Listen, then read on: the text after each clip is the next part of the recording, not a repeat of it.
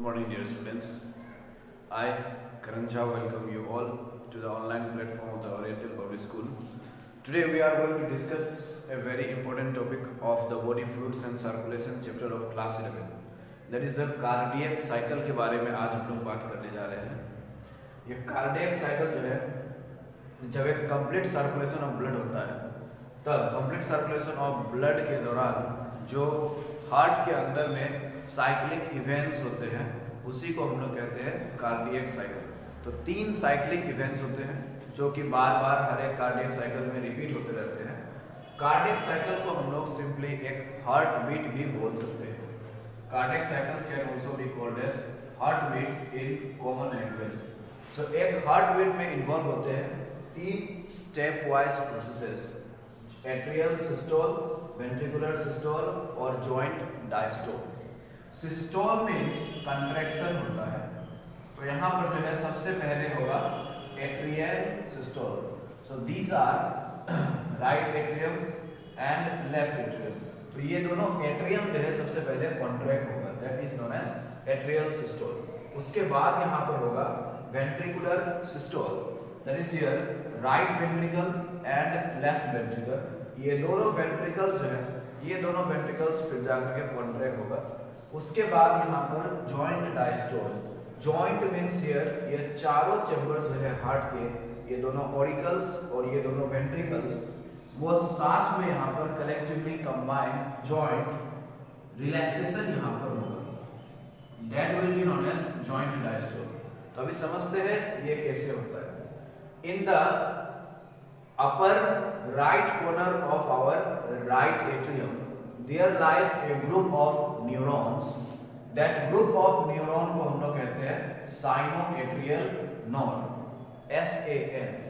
This sinoatrial node जो है, इसको हम लोग पेसमेकर ऑफ द हार्ट भी कहते हैं, क्योंकि यही जो है साइनोएट्रियल नोड, इसके अंदर में जो न्यूरॉन्स है ये नर्व इंपल्सेस जनरेट करते हैं in the form of electrical signal. यही नर्व इंपल्स जो है इसको हम लोग कहते हैं एक्शन पोटेंशियल.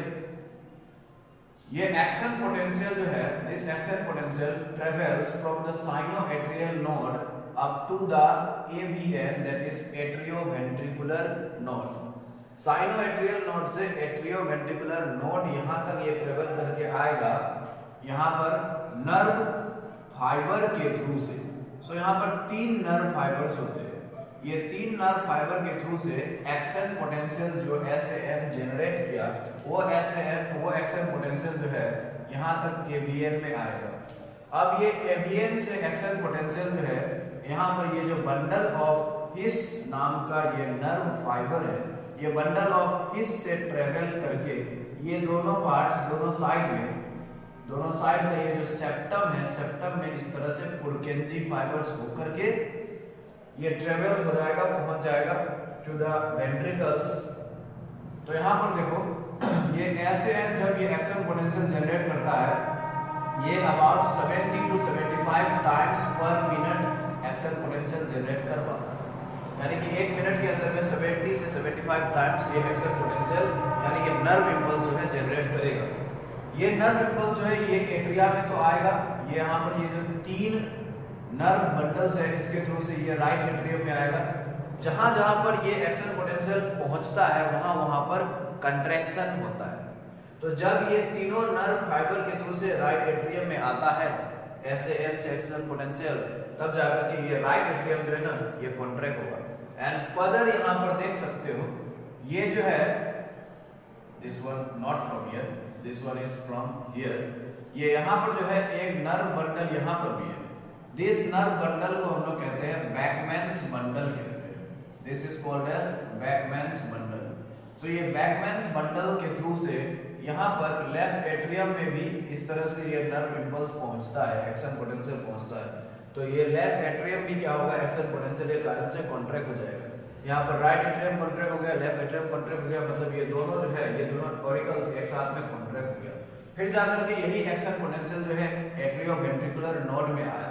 एट्रियोवेंट्रिकुलर नोड उसको थोड़ा सा एम्पलीफाई कर देता है, मतलब उसका सिग्नल जो है इंपल्स का उसको जो है उसका स्ट्रेंथ को बढ़ा देता है. उसके बाद ये बंडल ऑफ हिस से ट्रेवल करके ये सेप्टम में आया, फिर जाकर के ये दोनों वेंट्रिकल्स की तरफ ये डिवाइड होकर के चले जाता है प्रोपेंजी फाइबर के थ्रू से। जब ये एक्शन पोटेंशियल इसमें आएगा, ये ventricles left ventricle right ventricle की तरफ आएगा, तो ये दोनों वेंट्रिकल्स भी क्या हो जाएगा, उसी तरह से कॉन्ट्रैक्ट हो जाएगा।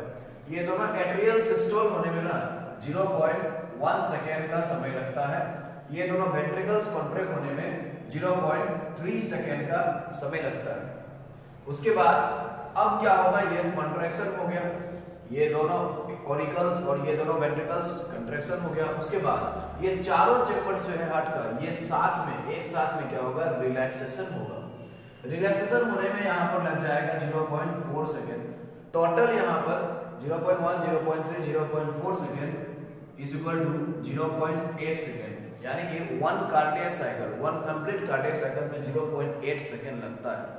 That is why one complete heartbeat takes 0.8 second. अगर इसको हम लोग पर मिनट अगर निकालना चाहे तो in 1 minute it will be 72 times approximately for an average adult human। 72 times ये कार्डियक साइकिल होगा और ये तीनों स्टेप में होगा। सबसे पहले क्या होगा, सपोज मान लेते हैं this my hand, this one is right atrium, this one is left atrium, और यहाँ पर है ये जो है ये नीचे वाला ये राइट वेंट्रिकल लेफ्ट वेंट्रिकल।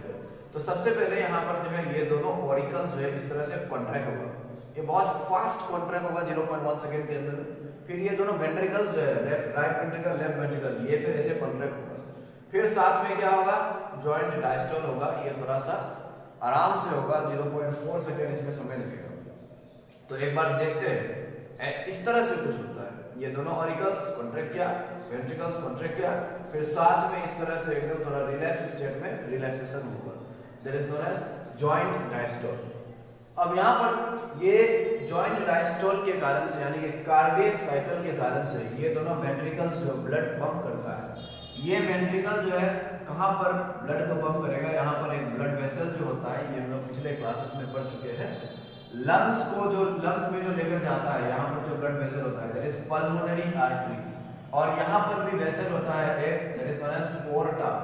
तो यहाँ राइट वेंट्रिकल से पल्मोनरी आर्टरी में और ये लेफ्ट वेंट्रिकल से पोर्टा में जो ब्लड निकलता है, वो एक कार्डियक साइकिल में 70 मिलीलीटर अप्रोक्सीमेटली ब्लड होता है। And this volume of blood pump out by each of the ventricle, ये दोनों वेंट्रिकल, हर एक वेंट्रिकल एक कार्डियक साइकिल में 70 ml ब्लड जो है इसको पंप आउट कर सकता है।